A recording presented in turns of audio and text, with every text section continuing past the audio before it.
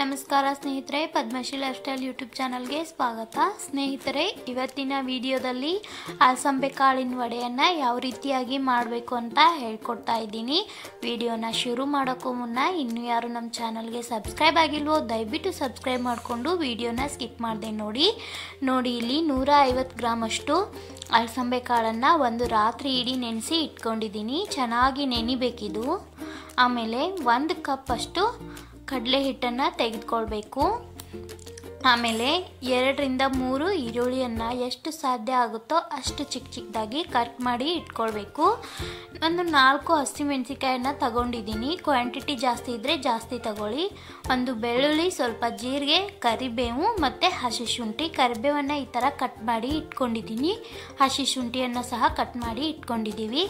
ಈಗ ಈ ಅಲಸಂದೆಯನ್ನು ಒಂದು ಮಿಕ್ಸಿಯಲ್ಲಿ ಹಾಕಿ ತರಿಯಾಗಿ ರುಬ್ಕೊಳ್ಬೇಕು. ಇದರ ಜೊತೆಗೆ ಮೆಣಸಿನಕಾಯಿ ಮತ್ತು ಬೆಳ್ಳುಳ್ಳಿ, ಆಮೇಲೆ ಜೀರಿಗೆ ಮತ್ತು ರುಚಿಗೆ ತಕ್ಕಷ್ಟು ಉಪ್ಪನ್ನು ಸಹ ಇದರಲ್ಲೇ ಸೇರಿಸ್ಕೊಳ್ಬೇಕು. ಮೆಣಸಿನಕಾಯನ್ನು ಈ ಥರ ಮುರಿದ್ಬಿಟ್ಟು ಸೇರಿಸ್ಕೊಳ್ತಾ ಇದ್ದೀನಿ.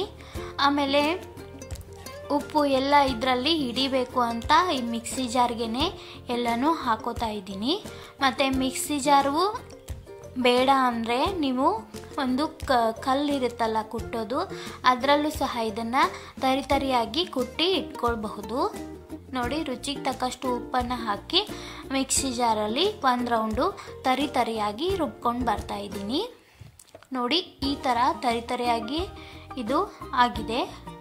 ಇದನ್ನು ಒಂದು ಬೇರೆ ಪಾತ್ರೆಯಲ್ಲಿ ಶಿಫ್ಟ್ ಮಾಡ್ಕೊಳ್ಳಿ.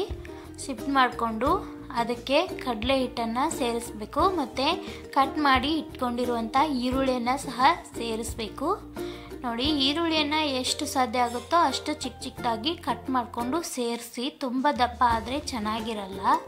ಅದಕ್ಕೋಸ್ಕರ ಈರುಳ್ಳಿಯಲ್ಲಿ ನೀರಿನಂಶ ಇರುತ್ತೆ. ಅದಕ್ಕೋಸ್ಕರ ಮೊದಲು ಈರುಳ್ಳಿಯನ್ನು ಹಾಕಿ ಚೆನ್ನಾಗಿ ಮಿಕ್ಸ್ ಮಾಡ್ಕೊಳ್ಳಿ. ಆಮೇಲೆ ಕಡಲೆ ಹಿಟ್ಟು ಎಷ್ಟು ಹಿಡಿಯುತ್ತೋ ಅಷ್ಟು ನೋಡಿಕೊಂಡು ಸ್ವಲ್ಪ ಹಾಕ್ಕೊಂಡು ಸೇರಿಸ್ತಾ ಇರಿ. ಈ ಥರ ಚೆನ್ನಾಗಿ ಇದನ್ನು ಮಿಕ್ಸ್ ಮಾಡ್ಕೊಳ್ಳಿ ಕಡಲೆ ಹಿಟ್ಟನ್ನು. ಆಮೇಲೆ ನೀವು ಇದಕ್ಕೆ ಸಬ್ಬಸಿಗೆ ಸೊಪ್ಪಿದ್ರೆ ಹಾಕ್ಕೊಳ್ಬಹುದು. ನಮಗೆ ಇಷ್ಟ ಆಗಲ್ಲ ಸಬ್ಬಸಿಗೆ ಸೊಪ್ಪು ಅಂತ ನಾನು ಹಾಕ್ಕೊಂಡಿಲ್ಲ. ಅದು ಕೂಡ ಚೆನ್ನಾಗಿರುತ್ತೆ. ನೋಡಿ, ಕಡಲೆ ಹಿಟ್ಟು ಇನ್ನೂ ಸ್ವಲ್ಪ ಬೇಕು ಅನ್ನಿಸ್ತು. ಅದಕ್ಕೆ 1 ಬೌಲಷ್ಟು ಎಲ್ಲ ಪೂರ್ತಿನೂ ಇದರಲ್ಲಿ ಹಾಕ್ಕೊಂಡು ಚೆನ್ನಾಗಿ ಮಿಕ್ಸ್ ಮಾಡ್ಕೊಳ್ತಾ ಇದ್ದೀನಿ. ಈ ಥರ ಸ್ವಲ್ಪ ಪ್ರೆಸ್ ಮಾಡಿ ನಾದ್ಕೊಳ್ಳಿ. ನೋಡಿ, ಈ ಥರ ಆಗಿದೆ. ಇದನ್ನು ನೆನೆಯೋಕ್ಕೆ ಇಡಬೇಕು ಅಂತ ಏನೂ ಇಲ್ಲ. ಆಗಿಂದಾಗಲೇ ನಾವು ಮಾಡ್ಕೊಳ್ಬಹುದು. ನೋಡಿ, ಈ ಥರ ಒಂದು ಉಂಡೆಗಳನ್ನು ಮಾಡಿಕೊಂಡು ಕೈಯಲ್ಲಿ ತಟ್ಕೊಳ್ಬೇಕು. ಕೈಗೆ ಸ್ವಲ್ಪ ನೀರನ್ನು ಹಾಕಿ ತಟ್ಕೊಂಡ್ರೆ ಬೇಗನೆ ಬರುತ್ತೆ. ಈಗ ಒಂದು ಪಾತ್ರೆಯಲ್ಲಿ ಎಣ್ಣೆನ ಕಾಯಕ್ಕಿಟ್ಟು ನಾವು ಎಲ್ಲ ವಡೆಗಳನ್ನು ತಟ್ಟಿ ಇಟ್ಕೊಂಡು ಬಿಡೋಣ. ಈ ಕಡೆ ಎಣ್ಣೆನೂ ಕಾಯುತ್ತೆ, ಈ ಕಡೆ ವಡೆ ತಟ್ಟೋದೂ ಆಗುತ್ತೆ, ಬೇಗ ಆಗುತ್ತೆ. ಅದಕ್ಕೋಸ್ಕರ ನೋಡಿ, ಸ್ವಲ್ಪ ಹಿಟ್ಟನ್ನು ತೆಗೆದುಕೊಂಡು ಈ ಥರ ಸಣ್ಣ ಉಂಡೆಗಳನ್ನ ಮಾಡಿ ಇಟ್ಕೊಳ್ಬೇಕು. ನಿಮಗೆ ಯಾವ ಸೈಜಲ್ಲಿ ಬೇಕೋ ಆ ಸೈಜಲ್ಲಿ ಉಂಡೆಗಳನ್ನು ಮಾಡಿ ಇಟ್ಕೊಳ್ಳಿ. ಆಮೇಲೆ ಕೈಗೆ ಸ್ವಲ್ಪ ನೀರನ್ನು ಹಚ್ತಾ ಈ ಥರ ತಟ್ಟಿ ಇಟ್ಕೊಳ್ಳಿ. ಬೇಗನೆ ಆಗುವಂತಹ ರೆಸಿಪಿ ಇದು. ತುಂಬ ಏನು ಲೇಟ್ ಆಗೋದಿಲ್ಲ. ನೋಡಿ, ನಾನು ಸಹ ಕೈಗೆ ಸ್ವಲ್ಪ ನೀರನ್ನು ಹಚ್ಕೊಂಡು ಈ ಥರ ತಟ್ಟಿ ಇಟ್ಕೊಳ್ತಾ ಇದ್ದೀನಿ. ಎಲ್ಲನೂ ಒಮ್ಮೆ ಮಾಡಿಟ್ಕೊಂಡ್ರೆ ನಮಗೆ ಫ್ರೈ ಮಾಡಲಿಕ್ಕೆ ಈಸಿ ಆಗುತ್ತೆ. ಮತ್ತು ಗ್ಯಾಸ್ ಫ್ಲೇಮನ್ನು ಆಫ್ ಮಾಡೋದು ಆನ್ ಮಾಡೋದು ಈ ಥರ ಏನೂ ಕೆಲಸ ಇರಲ್ಲ. ಅದಕ್ಕೋಸ್ಕರ ಒಮ್ಮೆನೇ ಈ ಥರ ಮಾಡಿ ಇಟ್ಕೊಂಡು ಫ್ರೈ ಮಾಡ್ಕೊಳ್ಬೇಕು. ಈಗ ಎಣ್ಣೆ ಕಾದಿದೆ ಇಲ್ವೋ ಅಂತ ನೋಡಲಿಕ್ಕೆ ಸ್ವಲ್ಪ ಹಿಟ್ಟನ್ನು ಇದರಲ್ಲಿ ಹಾಕ್ತಿದ್ದೀನಿ. ನೋಡಿ, ಬೇಗ ಮೇಲ್ಗಡೆ ಇದ್ದರೆ ಎಣ್ಣೆ ಕಾದಿದೆ ಅಂತ ಅರ್ಥ. ಈಗ ಎಲ್ಲ ವಡೆಗಳನ್ನು ಇದರಲ್ಲಿ ಹಾಕ್ಕೊಂಡು ಚೆನ್ನಾಗಿ ಫ್ರೈ ಮಾಡ್ಕೊಳ್ಬೇಕು. ಗೋಲ್ಡನ್ ಕಲರ್ ಬರೋವರೆಗೂ ಚೆನ್ನಾಗಿ ಫ್ರೈ ಮಾಡ್ಕೊಳ್ಳಿ. ಎಷ್ಟು ಚೆನ್ನಾಗಿ ಫ್ರೈ ಮಾಡ್ತೀವೋ ಅಷ್ಟು ಚೆನ್ನಾಗಿ ಟೇಸ್ಟಿಯಾಗಿ ಬರುತ್ತೆ ಈ ವಡೆ. ನೋಡಿ, ಈ ಕಲರ್ಗೆ ಬಂದಿದೆ. ನೀವು ಇದರಲ್ಲಿ ಕೊತ್ತಂಬರಿ ಸೊಪ್ಪನ್ನು ಸಹ ಸೇರಿಸಬಹುದು. ನಾನು ಸೇರಿಸಿಲ್ಲ ಇಲ್ಲಿ.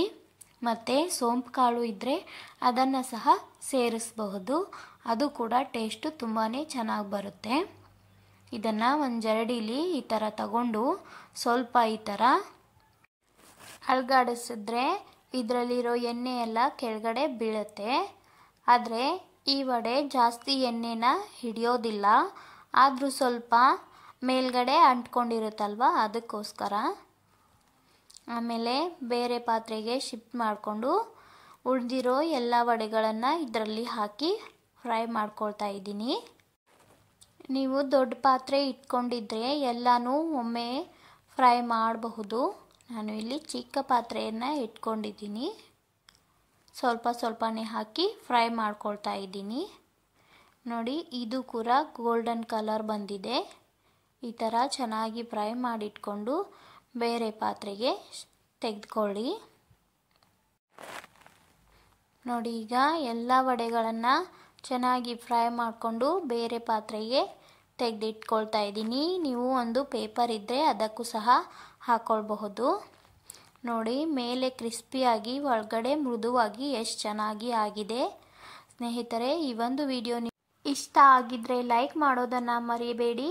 ಇನ್ನೂ ಯಾರು ಪದ್ಮಶ್ರೀ ಲೈಫ್ ಸ್ಟೈಲ್ ಯೂಟ್ಯೂಬ್ ಚಾನಲ್ಗೆ ಸಬ್ಸ್ಕ್ರೈಬ್ ಆಗಿಲ್ವೋ ದಯವಿಟ್ಟು ಸಬ್ಸ್ಕ್ರೈಬ್ ಮಾಡ್ಕೊಳ್ಳಿ. ಬಾಯ್.